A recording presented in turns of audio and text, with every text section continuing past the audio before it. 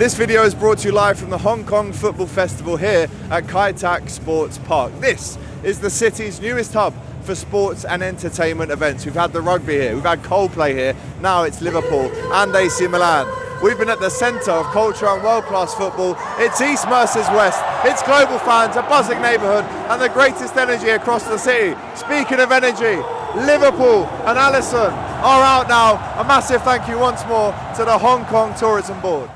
Right guys, another collab for you. I'm with the main fellas from the Anfield Rap in my opinion.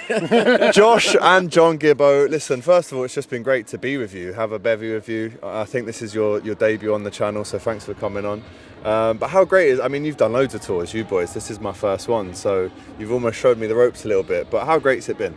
Yeah, I love it. It's my favourite thing to do in work, if you like, because, you know, doing the day-to-day in Liverpool's brilliant and I love it. But here, just like the access we get, you know, hearing you there buzzing off asking Virgil a question in the press conference and stuff like that, you know, for us during the season, it's a little bit more difficult. And so coming out here, you do feel a little bit closer to the team, but just the club in general. Like, you know, we were all having a drink together. There's the club staff, there's you guys, us, and, you know, it's just, you just all kind of, you know, feel like one tight touring crew. That's and it. So it is really nice. I love coming out and also just experiencing how big the football club is, and obviously you know how big Liverpool is, and you see the reach, and when the club are talking about, you know, social media and kind of stuff like that, you see it, but they're just numbers really. It's only really when you come out here and see the love. Well, something that really, you know, will stick with me, Alex, was, you know, when they played You'll Never Walk Alone before the training, and like there was like people crying, and obviously like it was touching because they just done some of Videogo, but I think generally it was just emotional for people to be in a big crowd in a stadium singing You'll Never Walk Alone, and it's like wow, isn't it? Do you know what I mean? And it gives you like a greater respect for the love for Liverpool all around the world. We're massive, aren't we? Josh, he hasn't had much sleep, the boy. He was out last, he had a few more drinks than certain others, but again, bro, it's been great to see you out here. In terms of the game itself, listen, we lost. It was a 4-2 defeat. We're not used to losing, really. It's a surprise when we do lose, but how much can you take away from this? I mean, what are the words? Is it frustration tonight? Are you worried? Are you taking the positives out of it? How do you view the game tonight? No, I think it's wrong to ever be sort of frustrated or worried about the results in pre-season friendlies. Really, ultimately, what you want to do is, you know, come out and put a show on for these fans, as Gibbo said there, and I think they'll have got to enjoy, you know, loads from that performance from Liverpool tonight in terms of individual performances. You know, Florian Wirtz, I thought was magic in the first half. You see so much of how he's going to be a huge contributor to Liverpool over the course of this season and for, you know, hopefully many years to come, and the way he can link up with Mo Salah too, like Mo's really enjoying playing with him. So it's good that even if, you know, a close friend of Mo's in Darwin Núñez is leaving and someone that Mo liked playing with, then we've got, you know, Wirtz coming into the picture and Ekatike and players like that still to come in, and then, you know, the young guys like Rio Ngamoa. You asked the question in the press conference about, you know, whether that was one of the sort of shining lights from the performance really, and I feel like his teammates, you know, broadly agreed that was the case. He looks, you know, way beyond his years already. There's obviously, you know, talent to refine there. He is still a raw diamond ultimately, but, you know, a diamond he is. I think there's so much more to come from him. So they're the things you look for really. Listen, if the result goes your way, you'll buzz off it in the same way you buzz off any Liverpool win, but it's much easier to sort of count losses as lessons really, I guess, than anything else. It's never a loss, it's a lesson. That's the key takeaway for me tonight, right? John, in terms of what Arne Slot said about the future of Luis Diaz, Darwin Núñez, we didn't really touch on Núñez tonight, but in the presser he did mention that if you want to know if Luis Diaz wants to leave, you'd have to ask him. He almost batted it away a little bit. I mean, I asked Dan and Chloe the same question. Have we seen the last of them both in a red shirt?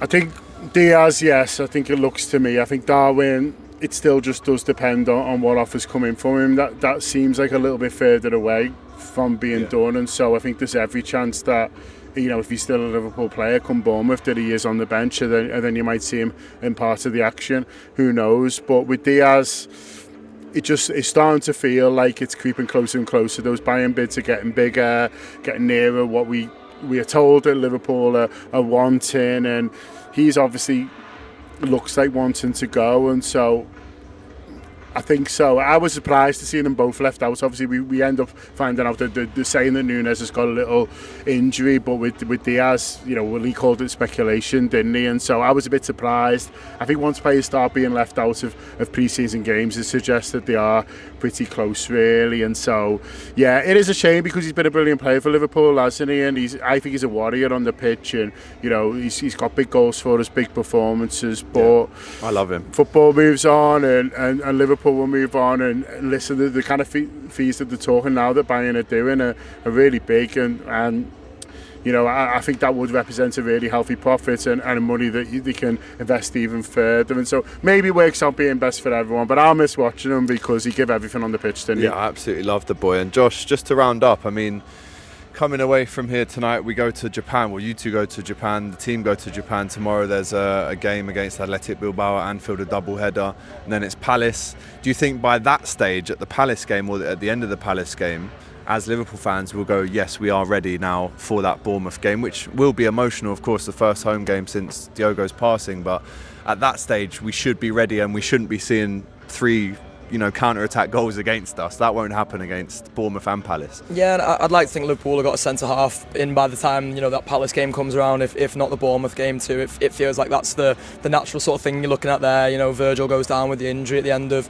the first half, doesn't he? And you're looking at it thinking, like, God, if that happens in a Bournemouth game at Anfield or in any Premier League game, then, and there's just Joe Gomez waiting in the wings with his injury record and Ibu Konate waiting in the wings with his injury record, then you're not going to feel very confident about things, really. So I would like Liverpool to still go and strengthen in that sense, but there's not going to be too much that you can sort of take as negatives from tonight into those games. If Liverpool don't quite look their sharpest at the moment, I actually thought they looked pretty sharp for what was a second pre-season friendly game. I didn't watch the Preston game, so I can't sort of comment on how sharp I think they looked in that one, but to me tonight, like, there's loads of them who look like they've had good summers in terms of keeping that fitness and maybe not celebrating quite as much as they were at the back end of the season. Exactly. So a bit too much. There's loads still to come in terms of progression and improvement from this team going into the season, and I do absolutely believe we'll see that. And then we've got a challenge to attack on all fronts, I think. Yeah, we've got a title to go and retain, and what a fitting song, by the way, to see us off. It's almost like you made that up. I know, we talk about it and it just happens, right? So beautiful to see you both on the channel, nice man. Nice yeah, for sure. And if you haven't already, I'm sure you have, but go and subscribe to the Anfield Wrap. Some of the top names in the business, definitely a channel that I've looked up to over the years, and like I said, to actually get this time personally with you and work with you, it's been great. So once again, thanks again for coming on, and we'll see you on the next one. Smash that like button, get your comments in. How do you think the Liverpool performed tonight? And subscribe to the Kop TV if you haven't already. Lots more to come, including the vlogs. But from an empty, pretty much, Kop Sports Arena with You Never Walk Alone playing in the background, it's good night from us. Take care.